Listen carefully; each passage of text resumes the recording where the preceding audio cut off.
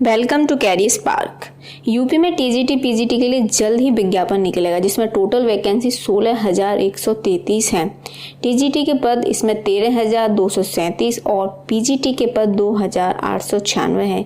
TGT से संबंधित सभी इंपॉर्टेंट पॉइंट्स को हम पिछले वीडियो में डिस्कस कर चुके हैं। आई बटन पर क्लिक करके आप उसको चेकआउट कर सकते हैं। इस वीडियो में पीजीटी से संबंधित सभी इंपॉर्टेंट पॉइंट को डिस्कस करेंगे, जैसे शैक्षिक योग्यता क्या होनी चाहिए पीजीटी के लिए, आयु सीमा, सीटेट, टेट, बीएड या एमए क्या जरूरी है इसके लिए, एग्जाम पैटर्न किस प्रकार का होता है, इंटरव्यू होगा या नहीं, सैलरी कितनी मिलती है, सब्जेक्ट कॉम्बिनेशन क्या होता है, इसमें भी सब्जेक्ट कॉम्बिनेशन होता है लेकिन टीजीटी से कम होता है, नेगेटिव मार्किंग होती है या नहीं, इन्हीं सब पॉइंटों को डिटेल में डिस्कस करेंगे।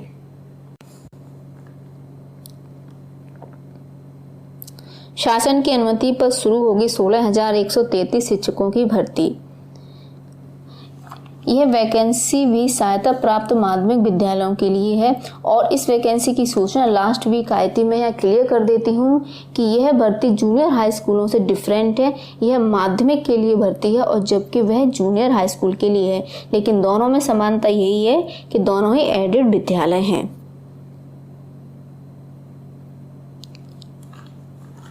टीजीटी पीजीटी की जो भर्ती कराते हैं वह उत्तर प्रदेश माध्यमिक शिक्षा सेवा चयन बोर्ड इलाहाबाद के द्वारा होती है। जैसा कि अभी इस वैकेंसी का नोटिफिकेशन नहीं आया है, यह नोटिफिकेशन 2016 का है। 2016 के बाद पीजीटी में किसी भी प्रकार की कोई भी वैकेंसी नहीं आई है और 2016 की वैकेंसी ही अपने अंतिम चरण में चल रही है, क्योंकि अभी विद्यालय स्टूडेंट को दिए जा रहे हैं और जिसके बाद उनकी भर्ती यह कंप्लीट हो जाएगी। इसलिए इस नोटिफिकेशन के आधार पर हम अपनी तैयारी को अभी से स्टार्ट कर सकते हैं। 2020 का जो नोटिफिकेशन आएगा उसमें बहुत थोड़ा ही चेंज हो सकता है, बाकी का सेम रहेगा।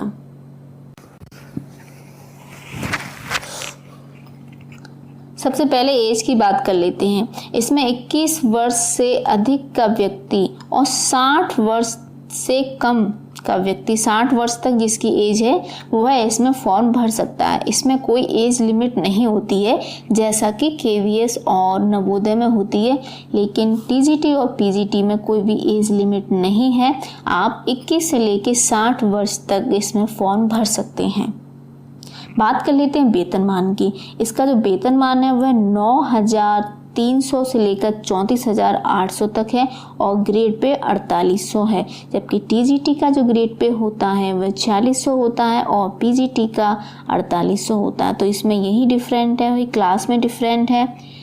ये 11th और 12th के लिए है, वह 9th और 10th के लिए, तो इसलिए ग्रेड पे में भी डिफरेंट होगा ही। बात कर लेते हैं पदों के बारे में। पीजीटी में भी 2 वर्ग होते हैं, बालक वर्ग और बालिका वर्ग। इसमें भी टीजीटी की तरह ही बालक वर्ग में बालिकाएं अप्लाई कर सकती हैं, लेकिन बालक बालिकाओं के वर्ग में अप्लाई नहीं कर सकते हैं। सीटों में भी काफ़ी डिफरेंट होता है। बालक वर्ग में वैकेंसी अधिक होती हैं जबकि बालिका वर्ग में वैकेंसी कम होती हैं। 2016 की जो भर्ती हुई थी उसमें टोटल 26 सब्जेक्ट पर भर्ती हुई थी, जिसमें 1,344 पोस्ट थी। इस बार पोस्ट अधिक है। इस बार जो वैकेंसी है वह 2,896 है, इसलिए सभी में रिक्त पदों की संख्या अधिक ही होगी। जल्दी से सभी सब्जेक्ट को जान लेते हैं कि कौन कौन से सब्जेक्टों में भर्ती हुई थी। इसमें भौतिक विज्ञान, रसायन विज्ञान, अंग्रेजी, हिंदी, संस्कृत, जीव विज्ञान, वाणिज्य, गणित, इतिहास, नागरिक शास्त्र, मनोविज्ञान, कृषि, भूगोल, समाजशास्त्र, कला, उर्दू, वनस्पति विज्ञान, शारीरिक शिक्षा, संगीत, गायन, वादन, गृह विज्ञान, सैन्य विज्ञान और तर्कशास्त्र। इस प्रकार 2016 की वैकेंसी जो निकली थी उसमें 26 सब्जेक्टों के लिए भर्ती हुई थी। कुछ सब्जेक्टों में हमेशा ही वैकेंसी अधिक आती हैं, जैसे अंग्रेजी और हिंदी। इनमें आपको हमेशा ही वैकेंसी अधिक मिलेंगी। यदि हम टीजीटी की बात करें तो हिंदी, अंग्रेजी और एसएसटी, इनमें आपको पद अधिक मिलेंगे, जबकि पीजीटी में हिंदी, अंग्रेजी, ज्योग्राफी, मैथ, में आपको पद अधिक मिलेंगे। इसमें 2 सब्जेक्ट ऐसे हैं कि हो सकता है कि आपको यह देखने को न मिले। वनस्पति विज्ञान और संगीत के पद हटाने की बात चल रही थी, तो हो सकता है कि आपको न मिले नेक्स्ट नोटिफिकेशन में। शेष जो होगा वह नोटिफिकेशन आने के बाद क्लियर हो जाएगा। अब भर्ती प्रक्रिया प्रवक्ता पद के लिए किस प्रकार की भर्ती प्रक्रिया होती है। जो प्रवक्ता पद की भर्ती होती है उसमें बहुविकल्पीय प्रश्न आते हैं, जैसे कि अदर एग्जाम के लिए आते हैं। इसमें से आपको एक आपका करेक्ट होता है और उसको काले पेन से आपको कलर करना पड़ता है। जब भी आपको कॉल लेटर मिले किसी भी एग्जाम का, तो आप जरूर देखें कि उसमें कौन सा पेन अप्लाई कराया जा रहा है, कि ब्लू या ब्लैक। अब जान लेते हैं पीजीटी के लिए किस प्रकार की परीक्षा होती है। तो यह परीक्षा लिखित परीक्षा होती है, जैसा कि अभी हमने जाना ऑब्जेक्टिव परीक्षा होती है। उसके बाद इसमें विशिष्ट योग्यता और साक्षात्कार के अंक जुड़ते हैं।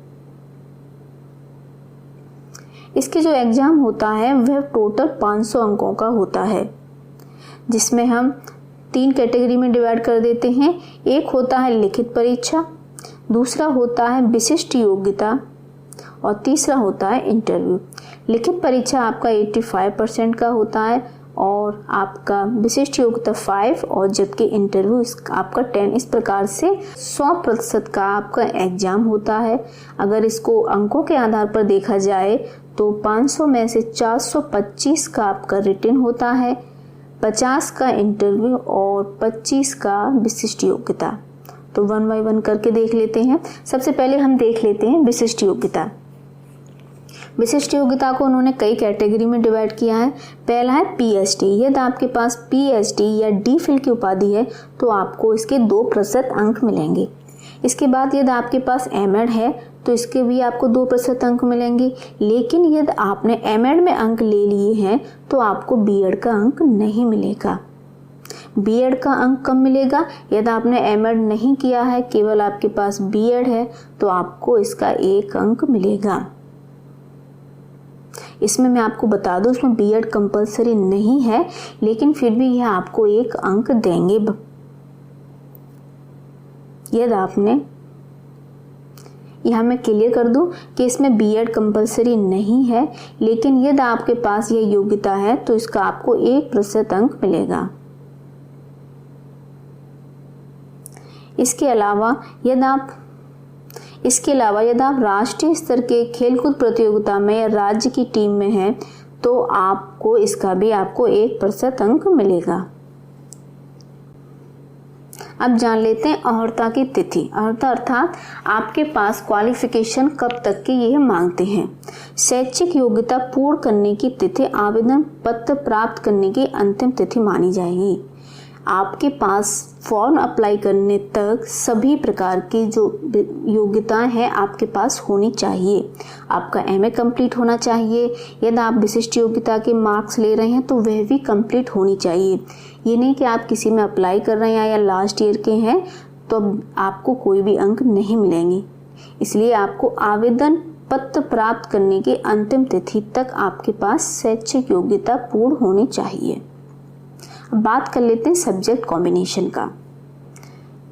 यह प्रवक्ता पद के लिए होता है अर्थात पीजीटी, इसलिए इसमें पीजी सब्जेक्ट मस्ट होता है। आपके पास एमए तो होना ही है, बिना एमए के आप इसमें अप्लाई नहीं कर सकते हैं। सबसे पहले हम बात कर लेते हैं हिंदी के बारे में। हिंदी पद में यदि अप्लाई करना चाहते हैं तो आपके पास हिंदी एमए होना चाहिए और उसके साथ संस्कृत के साथ बीए अथवा शास्त्री परीक्षा राजकीय संस्कृत कॉलेज वाराणसी, अब संपूर्णानंद विश्वविद्यालय वाराणसी हो गया है, जो कि उसकी डिग्री होनी चाहिए। कह रहे हैं एमए तो होना चाहिए आपके पास हिंदी से, बट आपके पास संस्कृत भी होनी चाहिए बीए में। ठीक है, तो एमए हिंदी के साथ आपके पास संस्कृत भी कंपलसरी होनी चाहिए। सेकंड उन्होंने ऑप्शन दिया है हिंदी में एमए के साथ संस्कृत विषय से स्नातकोत्तर परीक्षा। यदि आपने डबल एमए किया है, आपने अगर हिंदी से भी एमए किया है और आपने संस्कृत से भी एमए किया है, तब भी आप इस पोस्ट के लिए अप्लाई कर सकते हैं। ऐसे कंडीशन में आपसे बीए में संस्कृत ये डिमांड नहीं करते हैं।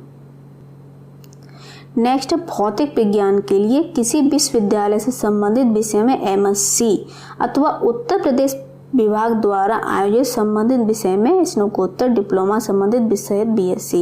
यदि आप भौतिक विज्ञान में अप्लाई करना चाहते हैं तो आपको उस सब्जेक्ट में एमएससी होना चाहिए या इससे रिलेटेड कोई भी स्नातकोत्तर डिप्लोमा होता हो बीएससी सहित, तब आप इसमें अप्लाई कर सकते हैं। नेक्स्ट है रसायन विज्ञान। रसायन विज्ञान के लिए यदि आप अप्लाई कर रहे हैं तो एमएससी होना मस्ट है इसमें भी। और रसायन विज्ञान में तृतीय वर्षीय पाठ्यक्रम के साथ ऑनर्स या यूजीसी द्वारा मान्यता प्राप्त किसी विश्वविद्यालय डिग्री से एमए बायोकेमिस्ट्री होना चाहिए या किसी विश्वविद्यालय या डिग्री कॉलेज से शिक्षा विभाग उत्तर प्रदेश द्वारा आयोजित रसायन विज्ञान में स्नातकोत्तर डिप्लोमा के साथ बीएससी। ठीक है, यहाँ एमए भी होना आवश्यक है स्नातकोत्तर डिप्लोमा, उसके साथ आपके पास बीएससी भी होना जरूरी है। इसमें उन्होंने कई सारे ऑप्शन दे दिए हैं अथवा करके, तो आप यदि इस कैटेगरी में आते हैं तो आप इसको अच्छे से इसको देख लें। नेक्स्ट है जीव विज्ञान के लिए वनस्पति विज्ञान अथवा जंतु विज्ञान में एमएससी। यदि आप जीव विज्ञान के लिए अप्लाई करना चाहते हैं तो या तो आपके पास वनस्पति विज्ञान हो या जंतु विज्ञान, दोनों में से एक में एमएससी होना चाहिए। इसके अलावा उत्तर प्रदेश शिक्षा विभाग द्वारा आयोजित वनस्पति विज्ञान और जंतु विज्ञान में स्नातकोत्तर डिप्लोमा और जंतु वनस्पति विज्ञान में बीएससी। नेक्स्ट अर्थशास्त्र प्रवक्ता के लिए एमकॉम और बीकॉम, अर्थशास्त्र एक विषय सहित। नेक्स्ट गृह विज्ञान के लिए गृह अर्थशास्त्र और गृह कला, जिसे होम आर्ट भी कहते हैं, स्नातकोत्तर उपाधि आपको इसमें एमए होना चाहिए। जबकि कला प्रवक्ता के लिए चित्रकला और रंजन कला में आपको पास एमए की उपाधि होना जरूरी है। बात कर लेते हैं इंटरव्यू के बारे में। इसमें इंटरव्यू अब तक होते आए हैं और यह भी उम्मीद है कि नेक्स्ट बार जो एग्ज़ाम होंगे उसमें इंटरव्यू ना हो, क्योंकि इससे पूर्व जो भर्ती हुई है LLT की उसमें इंटरव्यू नहीं लिया गया था और यूपी गवर्नमेंट ने कहा था कि इंटरव्यू को हम आगे की भर्तियों में समाप्त कर देंगे। ये जो परीक्षा होती है वह 2 घंटे की परीक्षा होती है और जिसमें ऑब्जेक्टिव क्वेश्चन आते हैं। बात कर लेते हैं नेगेटिव मार्किंग की। अब तक जो भर्तियां हुई हैं उनमें नेगेटिव मार्किंग नहीं हुआ टीचर पोस्ट के लिए, लेकिन लास्ट जो भर्ती हुई है LT की उसमें नेगेटिव मार्किंग स्टार्ट हो गई थी, इसलिए यहाँ भी चांस बन सकते हैं कि नेगेटिव मार्किंग इसमें लागू कर दी जाए।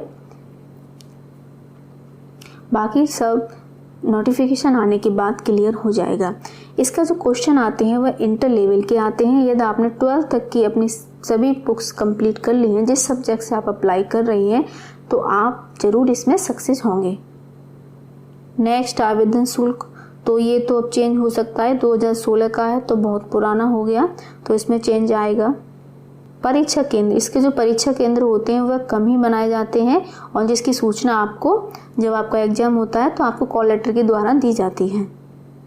इस प्रकार इसमें शैक्षिक योग्यता एमए कंपलसरी है। इसमें टेट या CTET B.Ed की कोई भी मान्यता नहीं है, केवल एमए की ज़रूरत है। आयु सीमा में कोई भी प्रॉब्लम नहीं है, 21 वर्ष से लेके आप 60 तक अपनी फॉर्म भर सकते हैं। एग्जाम पैटर्न 2 घंटे का होता है जो 3 पार्ट में डिवाइड था। इंटरव्यू में हो सकता है न हो।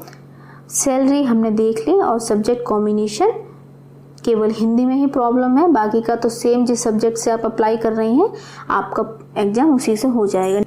इस प्रकार से हमने सभी पॉइंट को डिटेल में डिस्कस कर लिया है। या फिर भी आपका कोई भी क्वेश्चन हो तो आप हमसे कमेंट में पूछ सकते हैं। वीडियो पसंद आए तो वीडियो को लाइक और शेयर